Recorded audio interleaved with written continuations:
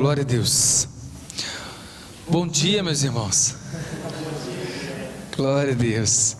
Que alegria estar com os irmãos aqui nessa madrugada. Abra comigo Mateus capítulo 11. Mateus capítulo 11, a partir do verso 28.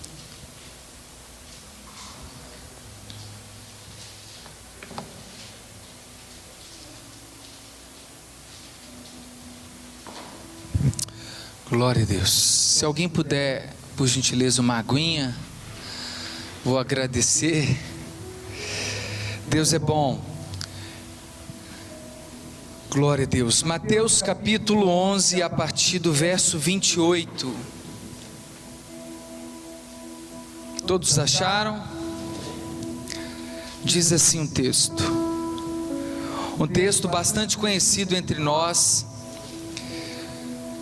Mas eu acho que é importante a gente mudar a mente quanto à importância desse texto, desses versos, aqui nessa manhã, nessa madrugada, né? Obrigado, meu irmão, Deus abençoe.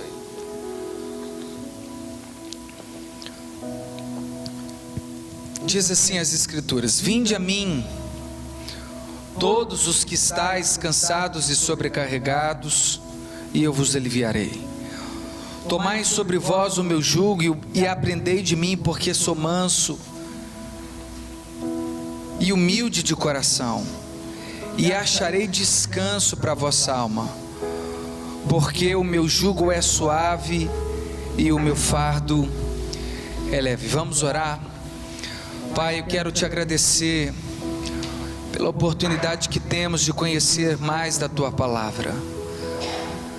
Que aos nossos ouvidos a tua palavra chegue, mas que ela possa penetrar o nosso coração. Nós desejamos ser transformados pela tua palavra. Nos liberta de nós mesmos, Deus. Que a nossa mente se abra, possa expandir ao conhecimento bíblico, o verdadeiro movimento que liberta o homem é o conhecimento da tua palavra.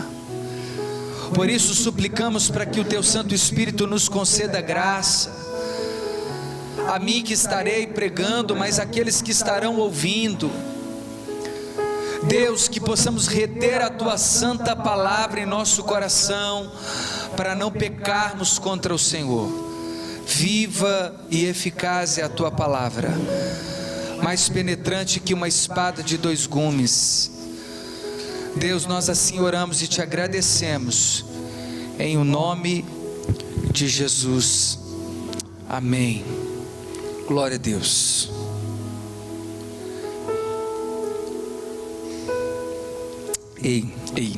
Isso. Puder só dar um pouquinho, que eu estou um pouco sem voz, tem como aumentar? É para lá? Por gentileza. Glória a Deus. Irmãos, esse texto é um texto que faz parte de um contexto, e por isso não podemos tirar dele algum pretexto. A palavra por si só, ela explica, ela edifica, ela consola. Nós não precisamos perder tempo em tirar das Escrituras e nem colocar. Ela é absoluta quando abrimos e lemos o texto de forma fiel. Ela liberta o homem, ela consola a igreja de Cristo, ela desperta vidas, ela alinha as arestas, os caminhos tortos. Pois bem, versos esses que nós falamos rotineiramente, normalmente sempre quando percebemos alguém cansado na trajetória, talvez pela dinâmica da vida, a gente precisa ir trabalhar, estudar, tudo ao mesmo tempo, lidar em 2 empregos, viver dilemas familiares, conjugais, ministerial, dilemas em que toca toda uma nação, como esse dilema político que enfrentamos, um país extremamente dividido e politizado. Uma igreja como a igreja de Corinto, já de início alguns disseram, Talvez eu prefiro a erudição de Apolo. Outros diziam, não, Saulo é quem é o meu mentor. Mas o próprio Saulo escreve dizendo quem que é Apolo, quem que é Saulo. Então o tempo todo a gente vive sobre extrema tensão, um cansaço, apatia, dor. Nós estamos, parece que 24 horas diante do nosso algoz. Além de termos um adversário que peregrina, que ciranda, que anda ao nosso derredor, parece que esse adversário, não conseguindo nos tragar, ele tenta infiltrar nas próprias brechas que damos. Isso faz com que cansemos ainda mais, porque é na luta contra o nosso próprio pecado que a dor aparece. É quando chegamos em um culto e já não conseguimos mais nem levantar as mãos, mas estamos indo. Talvez as canções saem dos nossos lábios, mas o coração está cansado. Mas o Senhor está dizendo nessas ações para mim e para você, que independentemente do nosso coração cansado, nós temos um Deus que peleja enquanto nós confiamos nele. Nós temos as Sagradas Escrituras que testificam de Jesus. É aqui o nosso maior tesouro, onde encontramos o bálsamo, e está escrito no final, ele venceu. Está escrito, nós já fomos justificados. Está escrito, nós estamos sendo santificados. Está escrito, nós seremos glorificados e todas as coisas serão consumadas. Mas em momentos como esse a gente utiliza desses versos dizendo, venham você que está cansado, sobrecarregado, porque Jesus pode te aliviar. Amém? Jesus pode te aliviar. Não é assim que a gente diz? Venha você que passa por dores no ministério, venha. Você está cansado, come on, receba a vida. E a gente diz assim, não é verdade? Só que esse texto não tem nada a ver com isso. Desculpa, estraguei sua madrugada. Ainda que em Jesus nós encontramos pastos verdejantes, águas tranquilas, nós estamos sendo renovados dia após dia, porque aquele que começou a boa obra em nós é fiel para terminar até o fim. Mas o texto, me permita trazer aqui um pouco de contexto. Quando Jesus escreve esse texto, quando Jesus está inserido, e quando Mateus escreve o texto, isso é reflexo da madrugada e depois de um dia intenso. Glória a Jesus, mas vai orando aí que Deus vai dar vitória. Sempre que eu tenho oportunidade de dizer, eu acho que é importante. Por que a gente diz? Para quem Mateus escreve? Para os judeus. Marcos escreve aos romanos, e Lucas escreve aos gregos, e João escreve à igreja católica, a igreja universal, a igreja de todos os santos.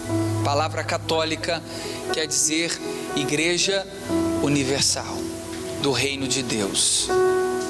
Igreja universal do reino de Deus. A verdade é essa, em que habitaremos em uma cidade quadrangular, e por isso nós vivemos nas assembleias dos santos. Mas quando Mateus escreve, já que ele vai escrever aos judeus, ele precisa ser sucinto na narrativa e ao mesmo tempo mexer com o brilho dentro da tradição judaica. Jesus está em Cafarnaum, E depois que Jesus sai de Cafarnaum, não muito bem estimado, a mensagem de Jesus parece não agradar as aldeias de Cafarnaum. Jesus entra dentro das sinagogas, após escolher 4 primeiros discípulos. Primeiro que ele nem escolhe em Jerusalém, no âmago da tradição judaica. Jesus vai para a região do Mar da Galileia, onde havia homens simples, uma cidade pacata e simples, mas é ali, diante da pesca, que Jesus chama os 2 primeiros discípulos, André e o seu irmão Pedro. Em seguida, Jesus chama mais 2 irmãos, João e Tiago, depois Natanael, e agora Jesus, chegando na coletoria, ele olha para o homem chamado Levi, conhecido como publicano, e publicano era aquele que cobrava os impostos públicos para a cavalaria romana. E era um lugar estratégico, eles ficavam sempre à orla do Mar da Galileia, como uma espécie de uma alfândega, taxando os impostos para atribuir a César. Mas perceba, o publicano é judeu, como Levi, o próprio nome diz. Levi é o nome que Lia, uma das esposas de Jacó, dá a ele, dizendo: Deus se lembrou de mim, ou Deus se agradará de mim, por isso chamarei ele de Levi. É da onde vêm os levitas. Os levitas que viviam dentro do templo, para a glória de Jesus em todo o tempo. E ele recebe esse nome. Mas por que o evangelho que ele escreve é de Mateus? Alguns comentaristas dizem que o próprio Levi deu a si mesmo o nome de Mateus. Outros dizem que Mateus seria como uma espécie de codinome, assim como João Marcos, Saulo e Paulo, José e o próprio Barnabé eram únicas pessoas, mas que haviam 2 nomes utilizados. Pois bem, agora Jesus passa, depois de sair de Cafarnaum, em cidades completamente imorais e amoral ao evangelho: Tiro, Sidom, Betsaida, Cafarnaum, Corazim. E nessas cidades são conhecidas como cidades impenitentes, cidades obstinadas ao pecado, Las Vegas do mundo antigo: sexo, droga e rock and roll.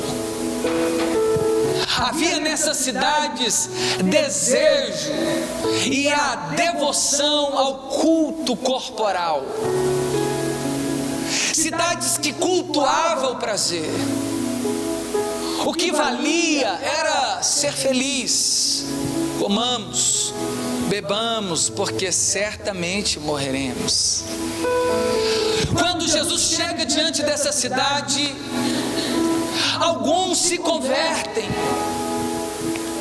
Mas Jesus dizendo, já nos versos 24, ele disse assim: digo-vos, porém, ainda do capítulo 11, que menos rigor haverá no dia do juízo para com a terra de Sodoma do que para contigo. Porque Cafarnaum recebe a palavra pelo próprio Jesus, e dali são extraídos 7 discípulos, mas é a cidade que mais rejeita a mensagem de Cristo. Quem mais deveria abraçar, mais rejeita. Quem deveria mais acolher, repudia. E Jesus diz: ai de ti, Cafarnaum, ai de ti, Betsaida, Corazim, ai de ti, Sidom, se houvessem como como ouvi em vocês sinais, prodígios e maravilhas, lá em Sodoma e Gomorra, ou lá na Guaicurus,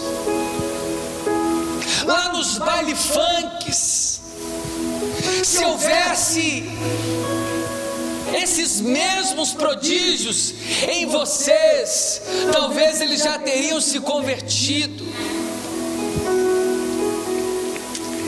É nesse contexto que Jesus está saindo. E por aquele tempo o texto diz que ele exclama dizendo: Pai, graças eu te dou.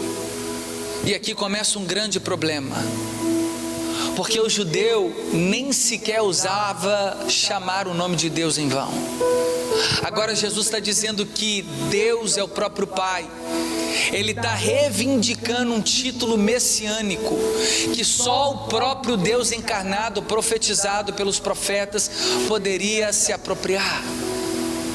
É como se Jesus estivesse dizendo assim: eu e Deus somos a mesma pessoa. Eu e Deus somos um único ser. Eu sou a personificação plena da Trindade, a segunda pessoa da Trindade. Quem vê a mim vê o próprio Pai. Querem conhecer o Senhor que criou os céus e a terra? Olhem para mim. Eu sou a palavra, eu sou a sabedoria, eu sou o caminho, a verdade e a vida.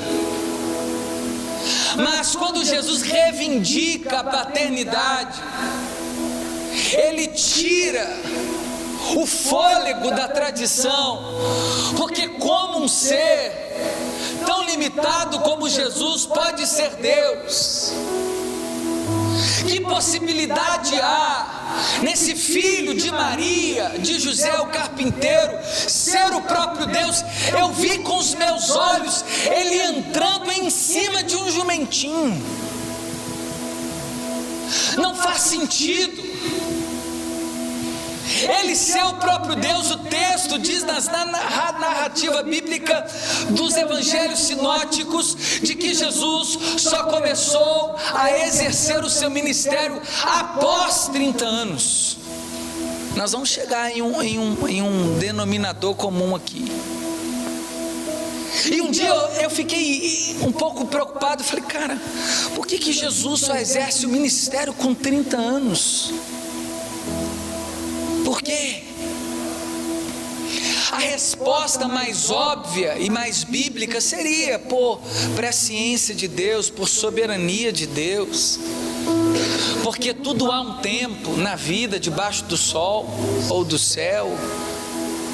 Mas existe uma explicação histórica, e eu nunca tive contato com essa explicação, que eu achei o máximo. Depois que Jesus sai das cidades impenitentes, depois que Jesus chama o próprio Deus de Pai, agora ele chega no verso 28 dizendo: vinde a mim, os que estáis cansados e sobrecarregados, e eu vos aliviarei. A gente está mudando a mente quanto às Escrituras. Nem tudo que a gente aparenta ler é o que a gente acha que é. As Escrituras não podem, no nosso coração, permear de forma insegura, ou a gente não tem o direito de imprimir nas Escrituras uma tradução ou uma explicação que ela não diz. E aqui está algo que a gente precisa virar a chave, mudar de mente. Jesus só pode exercer o ministério após os 30 anos de vida, claro que por soberania de Deus, mas porque Jesus sabe que para ser um raboni ou um rabi legitimado pelo Sinédrio, só com 30 anos de idade ele poderia ter a sua própria escola de discípulos. Perceba: vinde a mim os que estáis cansados e sobrecarregados. Com 6 anos de idade, um varão era levado pelo seu próprio pai a uma escola chamada Beit Sefer. Beit quer dizer casa, Sefer ou Seifer quer dizer rolo ou Torá. O pai deveria pegar o filho, 6 anos, homem, varão, levá-lo a um raboni, a um escriba, ao mestre da lei, e matricular essa criança na escola de Beit Sefer. Beit, casa segura, Sefer, Torá, ou livro das escrituras. Essa criança até os 10 anos deveria aprender todo o Pentateuco e a interpretar a partir do Pentateuco a lei de Moisés, até os 10 anos. Os rabis separavam essas crianças e os colocavam nos seus pés, enquanto ele ensinava a tradição e a lei. Havia uma frase naquele contexto dizendo: todo discípulo deveria comer os pó dos pés dos rabis. Eu não sei se você se lembra, mas quando Paulo é relatado, quando estudou na escola de Gamaliel, ele estuda na escola de Gamaliel, que vem da escola de Shammai. E Shammai era uma das 2 principais escolas rabínicas da época, onde os pais levavam as crianças. A outra escola tão conceituada era Hillel. O rabi se assentava enquanto as crianças ficavam aos pés dele. E aí as crianças deveriam literalmente comer o pó da poeira dos pés do rabino. Havia uma espécie de jugo rabino sobre aquelas crianças. O que era o jugo rabino? O jugo rabino era que até os 10 anos aquela criança deveria aprender a lei de forma oral e escrita. Imagina só, irmãos, eu te dar um caderno em branco, uma caneta, aqui agora, e falar para você: escreve para mim tudo que está no livro de Gênesis, capítulo por capítulo, versículo por versículo. 52 capítulos. Agora escreve para mim tudo que está no livro de Levítico, capítulo por capítulo, versículo por versículo. Agora escreve para mim tudo que está em Êxodo, Números e Deuteronômio. Irmãos, eu com sinceridade, talvez eu não conseguiria escrever aqui nessa madrugada o Salmo 23 certinho. A gente não está preparado para essa conversa não, tá? Agora você imagina o tempo, o desafio dessa criança de 6 anos. Ela só tinha 4 anos para decorar os 5 primeiros livros da Bíblia. 4 anos. Eu tenho 13 anos de cristão. Tem versículo que só tem 3 palavras e eu não decoro. Ou seja, era pesado. Colocar o jugo sobre aquelas crianças era extremamente pesado. Só que não para por aí. Além dos rabi impor sobre as crianças que elas deveriam decorar a lei de forma oral escrita, elas deveriam replicar a compostura dos próprios rabis a ponto de serem iguaizinhos a eles. E era extremamente impossível, porque nós não somos iguais. Há diversidade na igualdade. cada um possui uma característica. Mas não, os rabis ensinavam como elas deveriam, de forma exegética, ensinar o Shabat, o sábado. Irmãos, imagina uma criança que perde a infância, tendo que decorar aquelas leis. Era um jugo injusto. Tiago, mas não era bom, porque o chamar Israel em Deuteronômio capítulo 6 não era importante? Era, mas não sobre pressão. A pior coisa que tem na vida do cristão é ir para o culto sob pressão, é ler a Bíblia sob pressão, é fazer jejum sob pressão. É cansativo, é doloroso. Tem que ser fiel o tempo todo, não poder dar a segunda olhadinha. É muita pressão, cansa. Fugir do pecado cansa. Irmãos, tem que decorar as escrituras. Eu sei, já esquentei.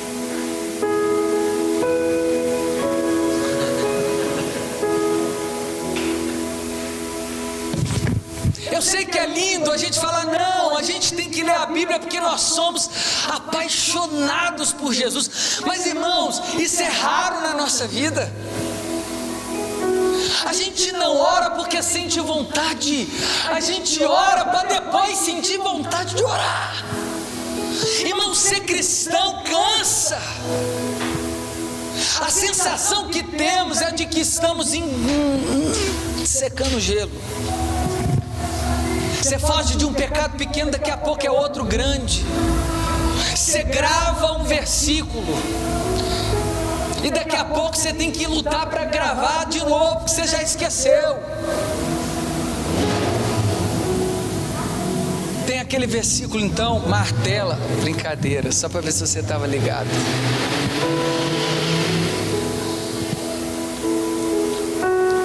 Ou seja, quando Jesus aparece naquele contexto, ele percebe o que os rabis estavam fazendo. Existia agora uma segunda escola. Se a primeira chamava casa da Torá ou da palavra, no final das contas as crianças não estavam mais aprendendo a palavra, mas a tradição dos judeus. A palavra mesmo, que era o Pentateuco, estava sendo deixada de lado. E aí as crianças deveriam imitar os trejeitos, a roupa, a fala, o comportamento dos próprios rabinos. O problema é que os rabinos tinham uma falsa impressão religiosa, uma falsa santidade.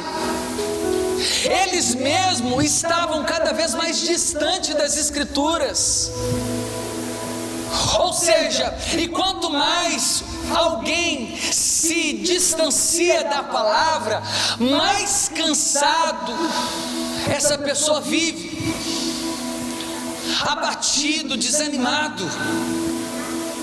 Irmãos, isso aí é experiência.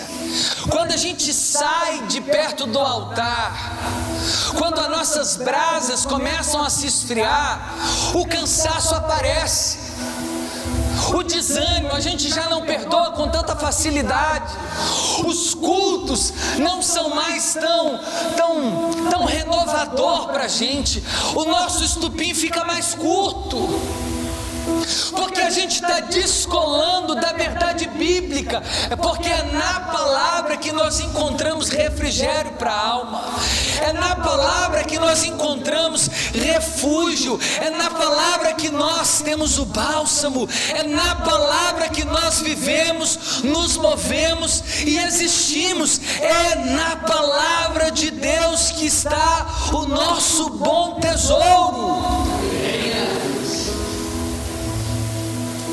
Mas o que os rabinos estavam fazendo?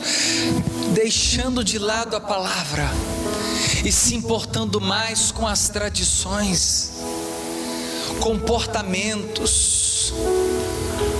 Mas qual que é o problema disso? é da onde nascem os costumes, com nomes de doutrinas. E se a gente não mudar a nossa mente para as Escrituras, a fim de conhecer o poder que há nela, nós continuaremos sendo escravos de líderes totalitários, de falsos mestres, de falsos apóstolos, de pastores, mas na verdade travestidos de lobos, de ovelhas, porque são lobos. O conhecimento liberta. E quando Jesus vê aquilo, naquele cenário, quem deveria ensinar estava colocando um fardo. Pessoas cansadas sobre um peso de uma profecia. Pessoas que não conseguem desatar a corrente do ministério, porque foi ferido por uma palavra onde passou. Mas talvez ele não verificou nas Escrituras, lançar uma maldição sobre alguém, e essa pessoa está pensando assim: olha, jogaram mandinga sobre mim agora, invejaram, e a gente fica preocupado. Eu passei na esquina, chutei lá o prato de macumba, por isso que a minha vida sentimental está amarrada. Irmãos, a gente vai vivendo uma vida cansada, porque quem conhece domina quem não conhece. Então, quanto mais uma igreja cansa e sofre, é porque essa igreja não tem sido bereana. Quem está aqui não é o Papa. Não existe sacerdócio que não possa ser questionado dentro da palavra. Mas o problema é que quem está aqui fala o que quer, e quem está aí nem se preocupa se está na palavra ou não. E vamos aceitando. Passa pelo vale não sei o que, leva o martelinho de não sei aonde, entrega lá no Monte Sinai, é fogueira santa, é o óleo de não sei o que. E a gente conhecendo poucas Escrituras, cansado, não vivendo aquilo que Deus tem para nós. A criança completava 10 anos e ia para uma segunda escola mais pesada ainda, chamada Beit Talmud, casa do Talmidim. E a palavra Talmidim quer dizer discípulo. É por isso que Jesus exerce o ministério com 30 anos, porque só com 30 anos um rabino ou um rabi tinha o direito legítimo pela tradição em possuir discípulos para si mesmo. Jesus não entra na escola de Shammai, Jesus não entra na escola de Hillel, Jesus inaugura uma escola. Jesus inaugura a própria igreja, que está sobre ele a pedra principal. E agora Jesus está dizendo assim: eu sei que a religião impôs sobre vocês duras penas, eu sei que cansa ser crente, eu sei que cansa fugir do pecado, mas vocês precisam mudar a mente. Não adianta só ficar cansado e reclamar. Se você não buscar o conhecimento que liberta, vocês continuarão sendo escravos desses homens maus. Eles não entram pela porta e não deixam vocês entrarem. Eles não vivem o que fala. Eles impõem sobre vocês um jugo que nem eles mesmos conseguem carregar. Por isso que Jesus inaugura uma nova escola do Talmidim, dizendo assim: olha, venham agora, vocês que estão cansados e sobrecarregados, e eu vos aliviarei. E agora Jesus diz assim: aprendei de mim. sou manso e humilde de coração, porque os rabinos não tinham mansidão, eles eram muito rigorosos, olho por olho, dente por dente, firma o toco, de pé, decora, agora fala. Levítico capítulo 19, verso 2, o que está lá? O menino levantava, sede santo porque o Senhor é santo. Senta. Irmãos, é impossível servir a Deus a partir desses métodos.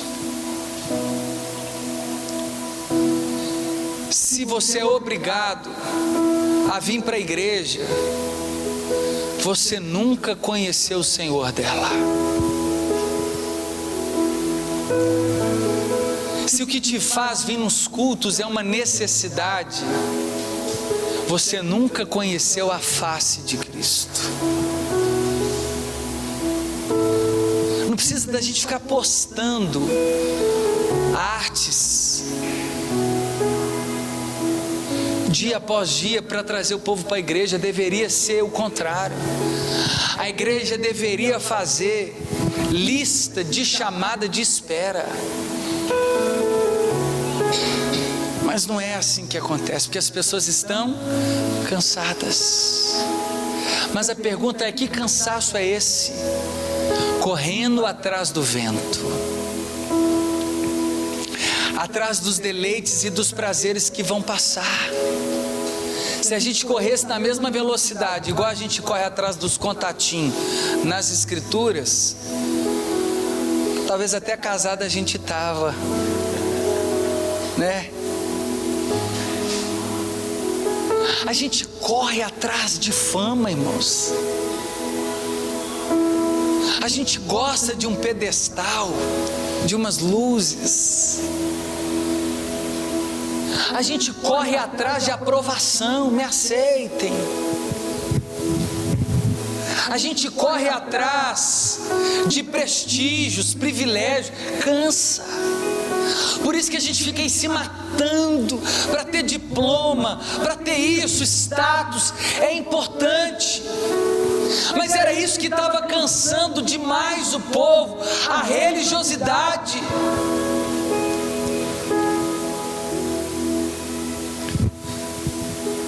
Mas Jesus está dizendo: venham a mim, vocês que estão sofrendo pelo jugo da religião, ou vocês que receberam aí um fardo de que não poderão ser salvos por conta dos seus pecados, por conta das suas impurezas, porque você não vem de uma família tradicional, porque você não é judeu de nascença, porque você não conhece a Torá. Venham a mim, vocês cansados, e eu vos aliviarei. Jesus está inaugurando um novo Talmidim, uma nova escola de discípulos, aonde o discípulo não faz nada para receber, antes o contrário, é o mestre que faz pelos seus discípulos. Os discípulos só precisam conhecer as Escrituras e o poder que há nela. Irmãos, o dia que a nossa igreja estiver completamente preparada para o Evangelho, 80% dos fariseus vão sair dela, e os 20% de falsos mestres vão correrem do altar, porque um falso mestre não tem coragem de pregar em uma igreja que conhece a Jesus por meio da palavra. Ele pode até pregar, mas ele não arranca de lá glória. Porque quem conhece a palavra não é enredado por essas falsas doutrinas. É isso que Jesus está dizendo: venham a mim cansados e sobrecarregados. Não é sobre o seu cansaço pelas coisas do mundo, não. É o cansaço de querer ser salvo. Para de querer ser salvo, só creia. Sabe, então quer dizer que eu não devo buscar a salvação meritocraticamente falando? Não, porque não tem como.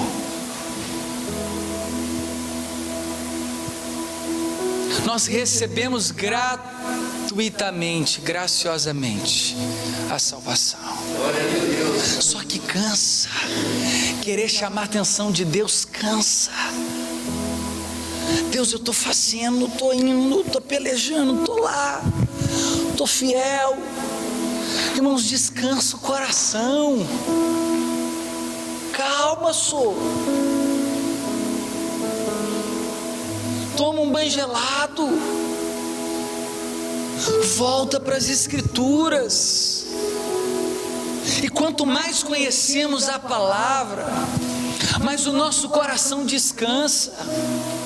Quanto mais nós conhecemos as Escrituras, mais conhecemos a pessoa de Jesus e mais temos certeza, ainda que a figueira não floresça, ainda que a vide não dê os seus frutos, ainda que não haja alimento no campo, ainda que o produto da oliveira minta, nós confiaremos. Quando nós cremos nas Escrituras, a gente crê que aquele que começou a boa obra é fiel para terminar até o fim. Quando a gente crê nas Escrituras, a gente sabe, Pai, não temos como ir até o Senhor, mas nós cremos que o Senhor veio até nós através da cruz. Ela está vazia. O Senhor venceu a morte, o Senhor ressuscitou, me chamou, me salvou e me glorificará. Amém. Venham a mim vocês que estão cansados por ter sido enganados. Irmãos, quanto tempo eu não caminhei sobre um jugo, levando a salvação nas minhas costas.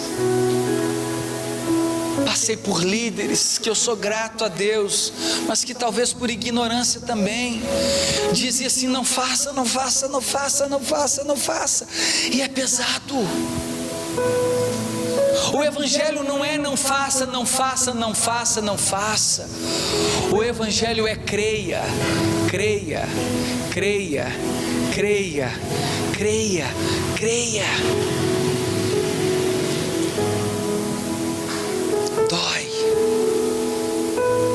Dói ser discipulado de forma errada. Líderes que discipulam para si. Minha ovelha, meu filho, eu sou o seu Abraão.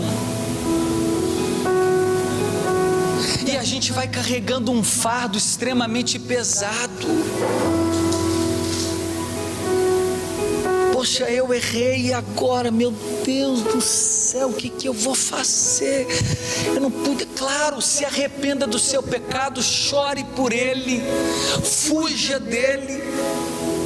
Mas não é porque você não peca que você vai para o céu. Porque Jesus já te salvou do seu pecado passado, justificando, está te salvando do seu pecado presente, te santificando, e vai te salvar do seu pecado futuro, te glorificando. Amém? Mas como é que você vai viver isso se você não tem desejo de conhecer as Escrituras? Você não está cansado não de ser enganado? Lá na minha quebrada disse assim: eu estou legal de ser enganado. Leva a mal não, irmão, mas já estou legalzinho dessas histórias. Irmãos, a gente não pode viver mais uma vida assim no Evangelho, onde chega um, impõe uma falsa doutrina, a gente curva. O outro vem, impõe, não, mas aí você tem que fazer isso, isso, isso. Aí mais um chiquinho, não, mas se você não fizer assim, assim, assim, por fim a gente não está nem andando. Cristo nos chamou para a liberdade em Cristo Jesus, mas não useis a liberdade para dar ocasião à própria carne.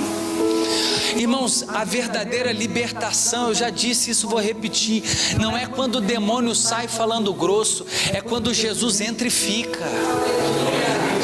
Isso é libertação. Quando a gente tem desejo de ler as Escrituras, irmãos, é sem sentir. Não fica esperando arrepiar para ler as Escrituras, não. Não vai acontecer isso não, irmãos. Vai ser raro as madrugadas que você vai querer levantar para orar, para buscar uma direção. Isso é raro. Mas Tiago, já que é raro, por que que tem? É porque que a gente tem que insistir nisso, nas disciplinas espirituais, por meio dos meios de graça. Aqui Jesus está dizendo: venham. Ele disse: eu vou aliviar, mas agora que você sabe, é vocês que têm que vir. Existe uma responsabilidade que é sua. Ficar aberto lá no Salmo 91 não vai resolver não, se não ler. E detalhe, não adianta só ler também não, se não põe em prática.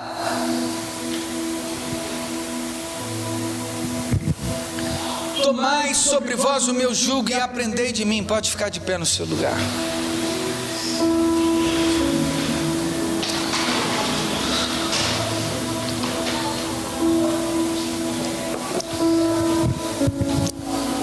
Feito essa introdução, nós agora entramos no texto. Brincadeira.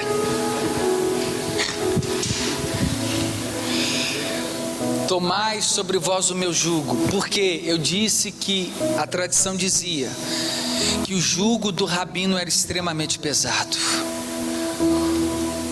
Irmãos, tem pessoas aqui que viveram jugos pesados, por meio da tradição, por meio da religião, por meio do pai, por meio da mãe, por meio dos profetas aí que a gente encontra nos montes afora.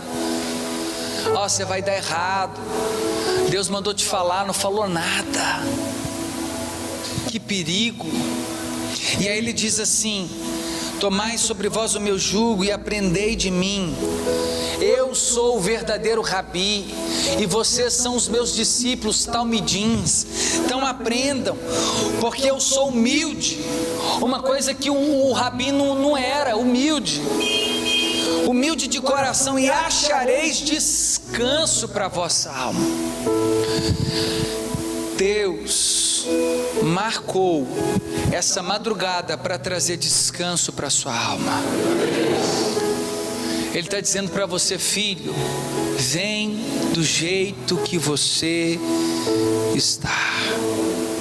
Eu sei que você não dá conta, eu sei que você não consegue orar com fervor todo dia, eu sei. Por isso que eu coloquei a partir do penhor o Espírito Santo que intercede por você e por mim com gemidos inexprimíveis. Eu sei que você não dá conta de perseverar, por isso que eu te ajudo a perseverar até o fim.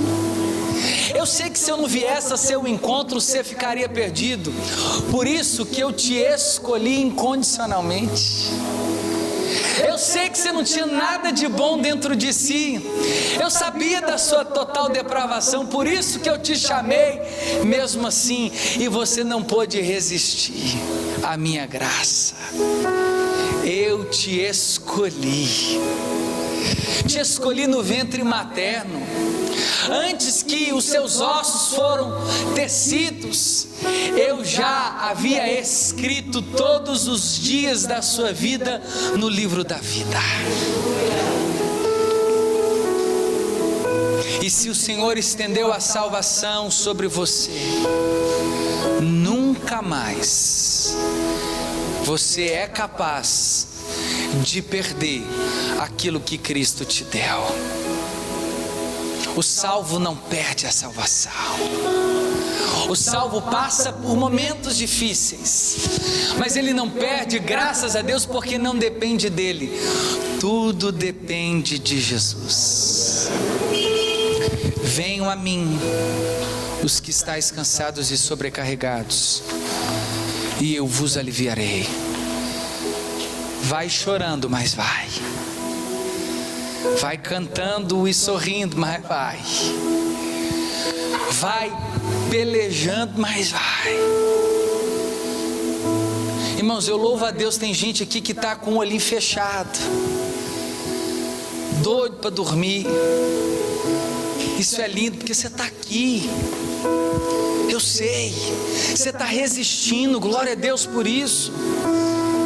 Isso só mostra o tanto que você tem sede de Jesus. O Senhor está nos renovando nessa noite, nessa madrugada. Feche os seus olhos. Eu quero orar por você. Pai, eu quero te agradecer